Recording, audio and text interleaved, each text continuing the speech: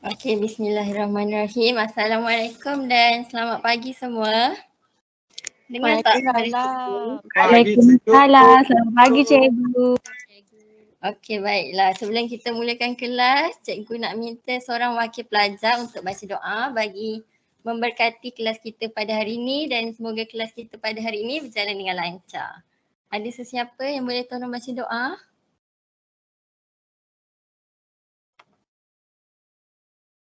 Saya cikgu. Okey, baik, silakan. Bismillahirrahmanirrahim.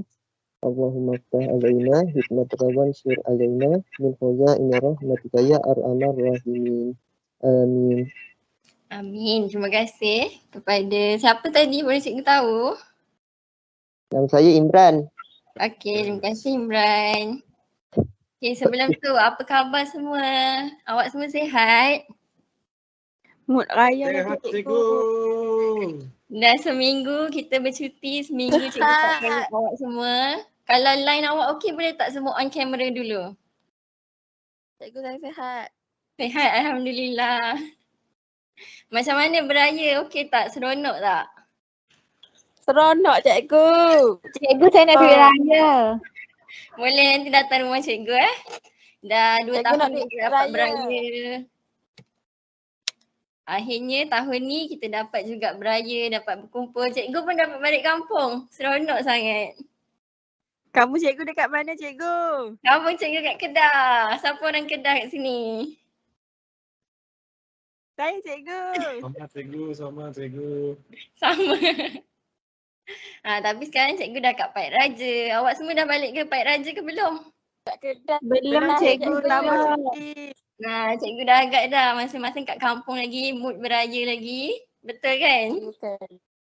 Betul. Okey, sekejap. Sebelum tu saya nak minta isi kehadiran dulu. Link kehadiran cikgu hantar kat chat dan di grup WhatsApp. Dah 2 minggu kita cuti, jangan lupa kehadiran. Ya cikgu. Okey, walaupun semua masih dalam mood beraya, mood nak cuti-cuti lagi, tapi cikgu harap hari ni semua dalam keadaan bersedia, duduk, sediakan nota, pen dan cikgu harap semua boleh fokuslah kelas pada hari ni sebab final pun dah tak lama lagi kan? Okey, semua dah bersedia? Dah. Dah cikgu. Okey. Kalau dah bersedia fokus, kita tengok. Okey, apa yang awak boleh nampak kat gambar ni? Ni gambar ni kat mana? Dekat kilang cikgu. Dalam Okey, bengkel. betul. Dekat bengkel boleh, dekat kilang ataupun tempat-tempat kerja. Kat gambar ni apa yang tak kena kat mata awak? Tengok sekali lalu pun dah tahu dah apa yang tak kena kat gambar ni. Tak ada safety.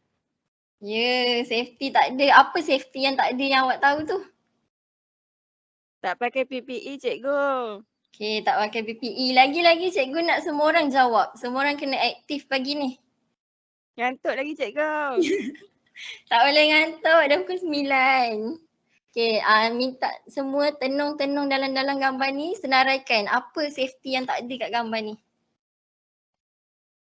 Berselerak cikgu. Dia berdiri atas forklift cikgu. Berselerak, kawasan kerja sangat tak tersusun. Yang lelaki kat atas ni berdiri atas forklift. Tak boleh kan macam tu. Lagi?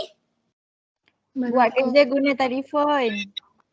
Berjalan kat tengah-tengah tu, tangan sibuk telefon orang dalam keadaan yang sesak. Okey, lagi.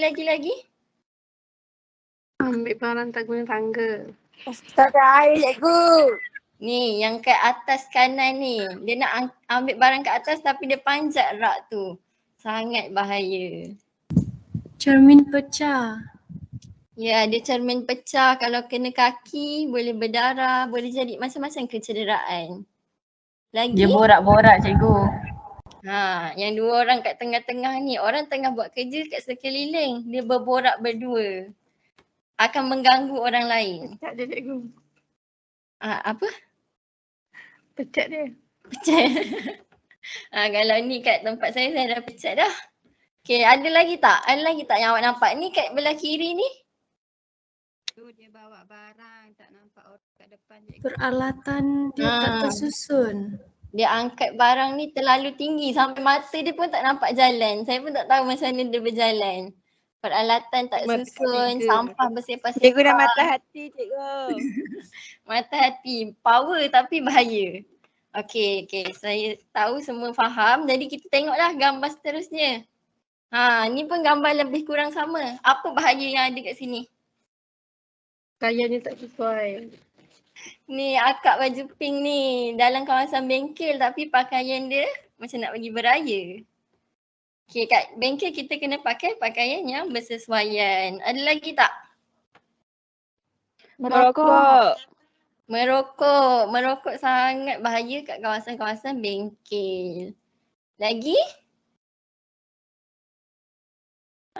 Pas barang sambil baling. Dia tak bagi betul-betul. Ni yang baju hijau dengan baju putih ni dia nak pas tukul. Baling je kalau kena kepala dia. Sangat bahaya. Ruah cikgu. Ya, lagi.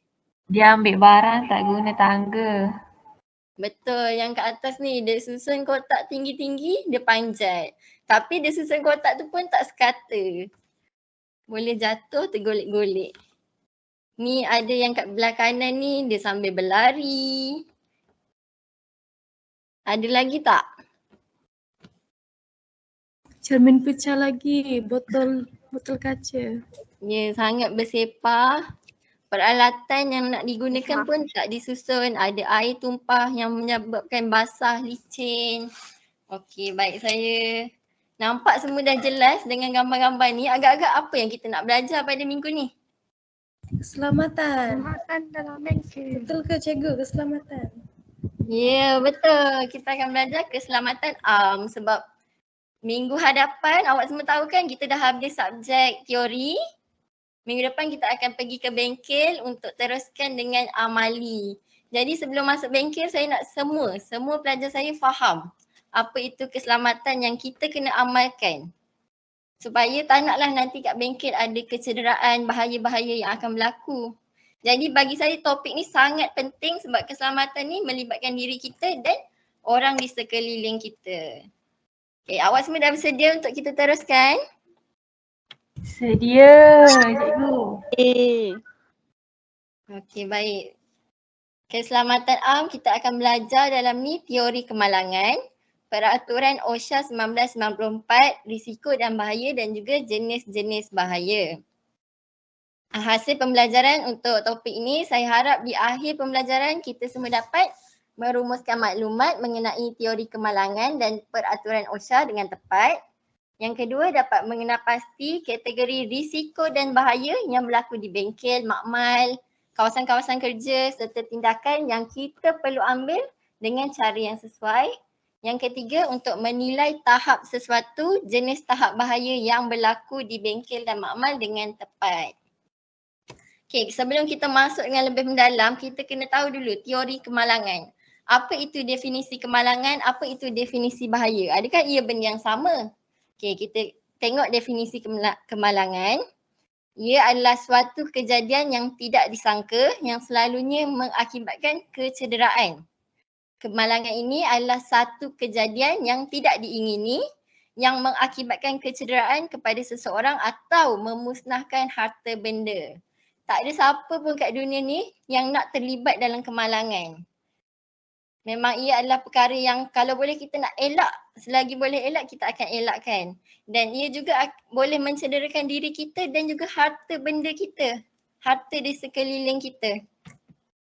Terusnya kita lihat pula apa itu definisi bahaya. Ia adalah suatu keadaan yang berupaya menyebabkan kematian, gangguan kesihatan, kehilangan dan kerosakan harta benda atau pencemaran alam sekitar.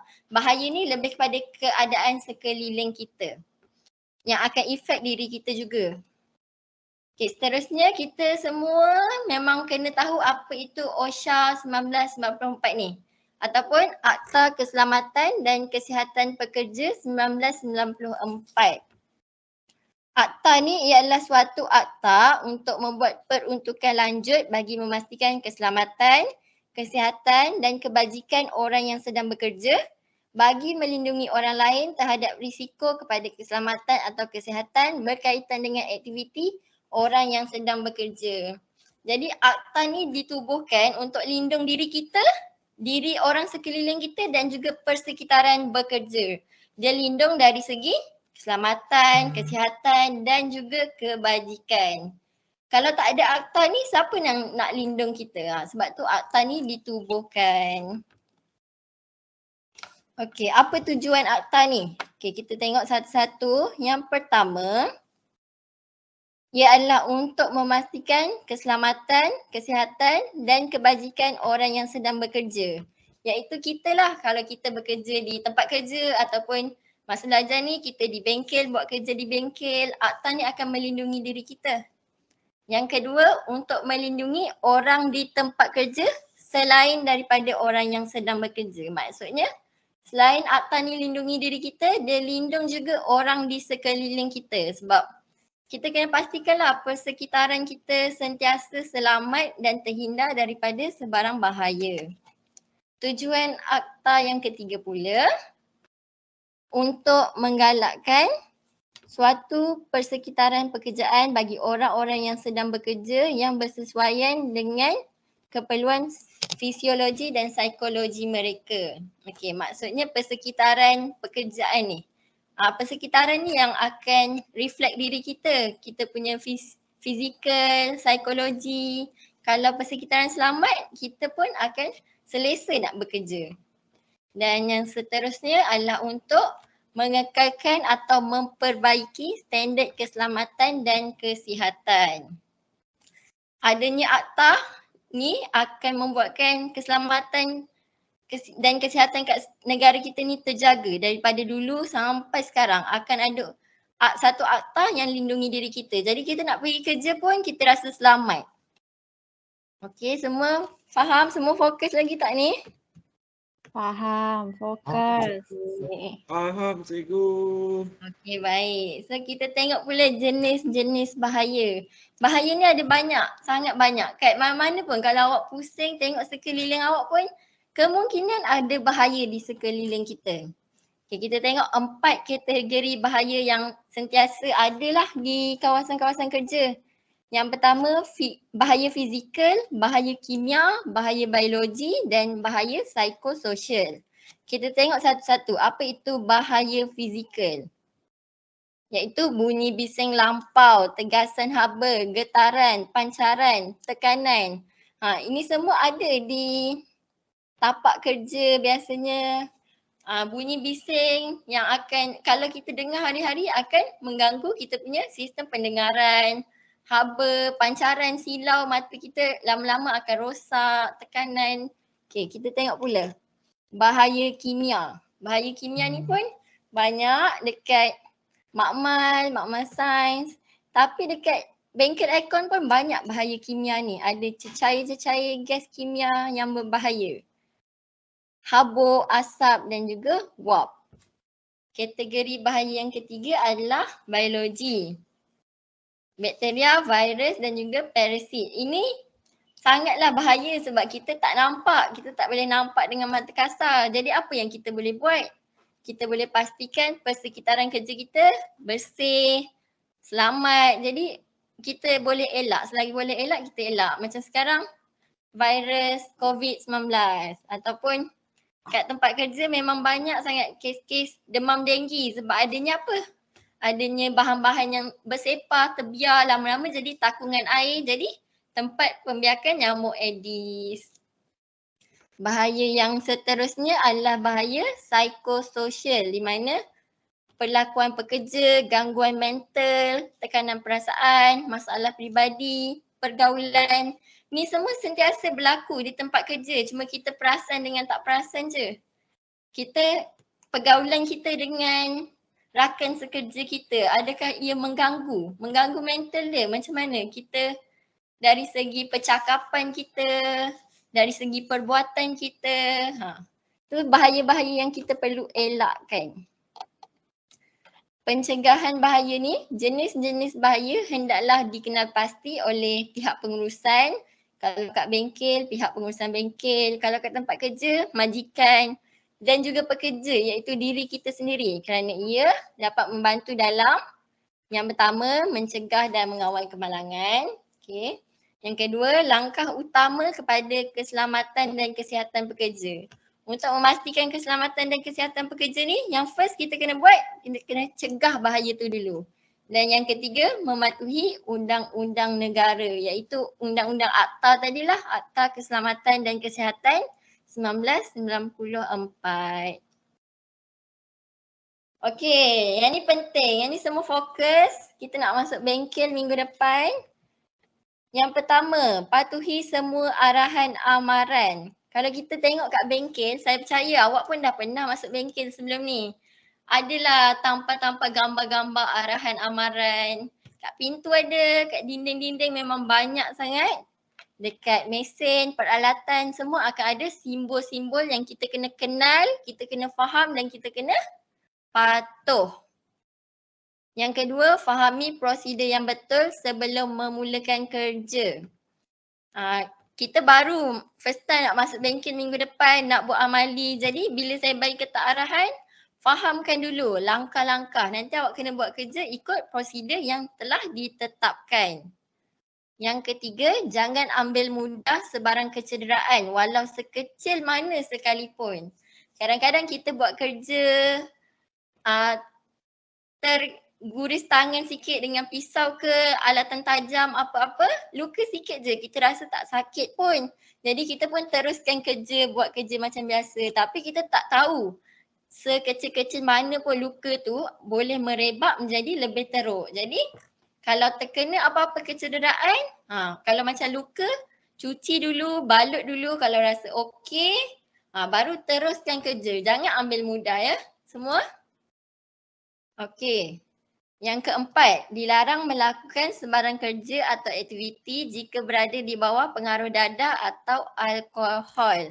Okey, yang ni semua jelas lah kalau kita bukan 100% sedar, kita jangan datang kerja, jangan datang bengkel sebab perjalanan nak ke bengkel tu pun dah boleh membahayakan orang lain. Apatah lagi kalau kita masuk bengkel dengan keadaan sekeliling yang banyak barang-barang yang berisiko, lagilah membahayakan orang sekitar. Yang seterusnya, dilarang membuat bising dan bergurau senda di tempat kerja. Macam kat gambar tadi tu, dekat tengah-tengah orang buat kerja lah, dia sibuk nak call, dia main baling-baling barang dengan kawan-kawan. Dekat bengkel kita kena fokus. Tak boleh nak bergurau-gurau semua tu. Dan yang terakhir, dilarang melakukan sembarang kerja atau aktiviti jika tidak dilatih melakukannya. Macam kita nak guna mesin yang selama ni kita tak pernah guna pun. Kita kena tanya orang yang lebih tahu. Untuk ajar dulu, kita fahamkan, lepas tu barulah kita cuba untuk guna. Kalau tak tahu, jangan memandai-mandai. Okey, seterusnya kita tengok peralatan perlindungan diri. Yang ni semualah wajib pakai, tapi kita kena pakai ikut yang bersesuaian dengan kerja kita. PPE Personal Protective Equipment yang orang selalu sebut tu. Sarung tangan keselamatan. Yang ni kita biasanya kerja-kerja yang melibatkan tangan memang kena pakai. Harness keselamatan. Yang ni tak semua kerja kita kena pakai walaupun untuk lindung diri kita. Tapi kalau kerja tu tak melibatkan kerja-kerja di tempat yang tinggi, tak apa, tak payah pakai. Tak bersesuaian nak pakai. Jadi kita nak pakai ni pun kita kena tengok kesesuaiannya. Topi keselamatan, penutup telinga kalau kita bekerja di tempat yang bising.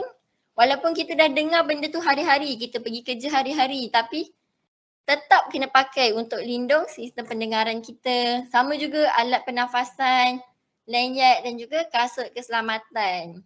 Macam minggu depan kita masuk bengkel, nanti kita tengok kerja apa, amali apa yang kita nak buat. Tapi kasut keselamatan tu memang wajib pakai ya sebelum masuk bengkel nanti. Siapa yang tak ada boleh beli. Ada masa seminggu lagi untuk awak cari kasut keselamatan yang sesuai. Okey. Simbol-simbol keselamatan. Banyak lagi simbol yang awak kena tahu. Tapi kat sini ada 6 dan saya nak minta awak teka. Saya tahu awak dah tahu pun simbol-simbol ni. Simbol yang pertama ni simbol apa? Hello.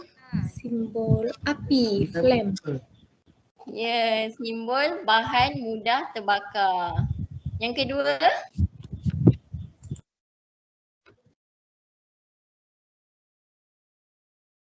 ni yang warna merah ni. Ni simbol apa? Bulat merah ni.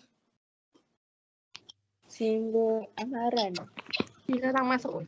Betul, Dilarang dilarang masuk. Kat bengkel, tak semua tempat yang kita boleh masuk. Tempat kita bekerja tu lah yang kita boleh masuk. Sebab kita tak tahu bahaya apa yang ada kat dalam tu. Yang ketiga, saya dah tertekan. Simbol laluan keluar. Kalau ada bahaya, kita ikut arah ni. Kat mana kita nak pergi jika ada bahaya. Okay, yang keempat, simbol apa ni? Bahan mudah meletup. Bahan mudah meletup. Bahan mudah meletup. Ni banyak kat bengkel aircon, banyak sangat bahan mudah meletup. Seperti gas refrigerant tu kebanyakannya mudah meletup. Jadi kita kena tahu cara nak handle bahan tu. Okay, yang seterusnya ni semua tahulah. Ni simbol apa? Dilarang merokok.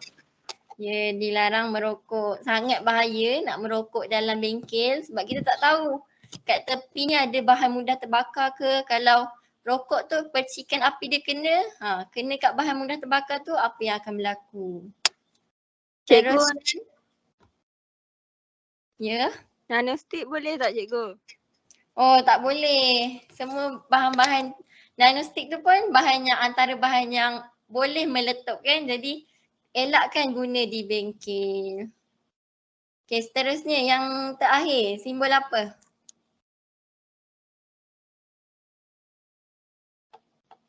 Utamakan keselamatan. Dah ada jawapan bocor kat situ. Simbol utamakan keselamatan. Ni saya yakinlah kat semua bengkel memang ada simbol ni sebab nak pastikan sebelum masuk bengkel semua orang pakai PPE yang bersesuaian, barulah kita boleh teruskan dengan kerja-kerja bengkel. Okey, seterusnya risiko dan bahaya. Kita ada 5 langkah prosedur penilaian risiko yang awak semua kena tahu dan kena hafal dan kena faham dan kena amalkan sekiranya awak berhadapan dengan satu-satu risiko dan bahaya.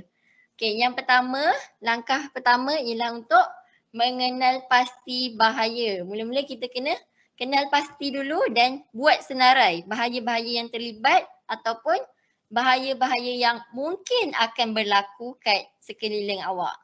Okey. Yang kedua adalah menilai risiko. Kita boleh buat rekod analisis risiko. Kita kena senaraikan kebarangkalian risiko yang akan berlaku. Okey, seterusnya yang ketiga, menentukan penambahbaikan. Kita boleh senaraikan penyelesaian risiko. Yang tadi kita dah senaraikan tu, kita apa cara untuk menyelesaikan risiko tersebut. Lepas tu kita senaraikan juga penambahbaik dalam prosedur kerja untuk kurangkan risiko. Contoh bila kita dah ada prosedur kerja tu, kita dah siap, kita tengok kat mana yang kurang, kat mana yang menyebabkan risiko yang kita boleh tukar cara yang lebih baik, guna alat yang lebih baik. Terusnya langkah 4 untuk melaksanakan penambahbaikan. Kita jalankan penambahbaikan yang telah dikenal pastilah, yang kat langkah 3 tadi kita senaraikan kan. So langkah 4 kita laksanakan penambahbaikan tersebut. Dan yang terakhir langkah 5 kita buat pemantauan dan semakan semula. Untuk prosedur penilaian risiko ni kita kena buat selalu, kena buat secara berkala. Kalau boleh buat setiap minggu, kalau kita sentiasa gunakan bengkel tu, kita kena check lah bahan-bahan yang alat yang dah tak boleh guna, yang dah tak bersesuaian, contoh yang gergaji tu dah tumpul ke, kita kena pantau, kita kena semak semula. Okey, seterusnya, kita jawab soalan sama-sama lah. Saya nak awak bayangkan sekarang ni kita duduk kat bengkel, kita buat kerja menebuk lubang menggunakan gerudi. Apa kesan yang akan berlaku berdasarkan situasi ni?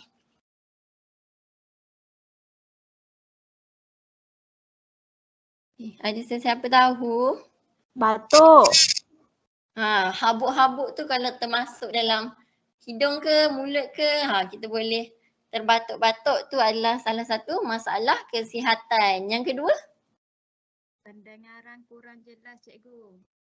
Okey, pendengaran kurang jelas sebab suasana kerja yang bising. Kita buat kerja menebuk lubang ni. Okey, betul. Apa langkah yang kita boleh buat untuk menguruskan risiko tersebut? Pakai penutup hidung dan telinga. Pakai penutup hidung dan telinga. Betul, kita dah tahu kerja tu dalam keadaan yang bising dan bila habuk-habuk tu terkena hidung kita, kita boleh terbatuk-batuk. Jadi kita pakailah alatan keselamatan perlindungan diri yang bersesuaian iaitu penutup hidung dan juga penutup telinga. Okey, kita tengok pula situasi yang kedua. Kerja mengimpal menggunakan peralatan tangan. Okey, apa kesan yang akan berlaku kita buat kerja-kerja kimpalan ni? Tapi gunakan tangan je. Kulit melecur. Kulit melecur. Ada lagi tak? Penglihatan kurang jelas. Ya, betul. Kulit melecur dan juga penglihatan kurang jelas sebab kalau percikan tu terkena tangan kita sebab kita menggunakan peralatan tangan, memang akan melecur lah. Api tu kena kulit. Lepas tu penglihatan mata kita silau. Okey. Apa langkah yang kita boleh buat? Cara untuk mengurus risiko?